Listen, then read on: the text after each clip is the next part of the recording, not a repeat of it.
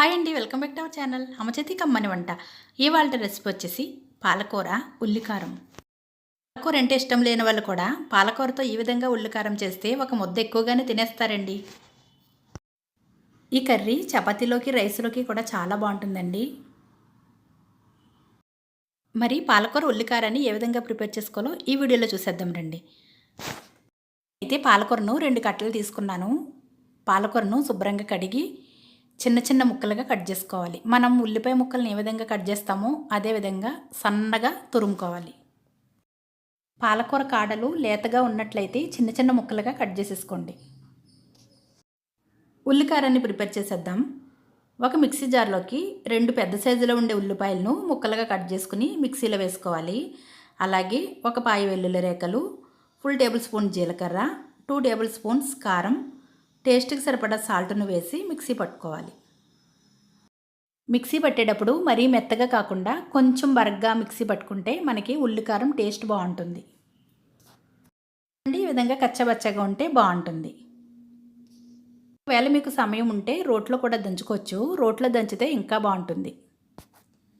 Stove on చేసి ఒక ప్యాన్లో 3 టేబుల్ స్పూన్స్ ఆయిల్ వేసి కట్ చేసిన 3 ఎండుమిర్చి, 1/2 టేబుల్ స్పూన్ జీలకర్ర, కాస్త కరివేపాకు వేసి వేయించాలి.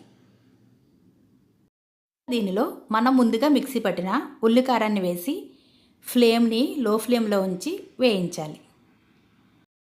ఈ ఉల్లికారం పచ్చివాసన అంతా పోయి పైకి ఆయిల్ సెపరేట్ అయ్యేంత వరకు వేయించాలి.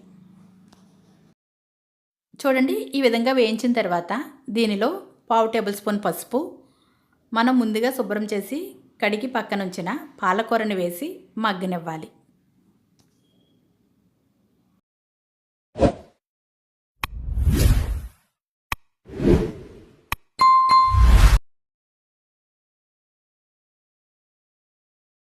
ఉల్లికారంలోకి పాలకూరను చిన్నగా కట్ చేసుకుంటేనే మనకి తొందరగా మగ్గుతుందండి.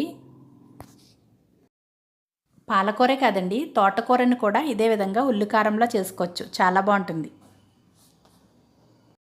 చూడండి, పాలకూర అంతా బాగా ఉడికి ఆయిల్ పైకి సెపరేట్ అయ్యే విధంగా ఈ విధంగా వచ్చేలా చూసుకోవాలి.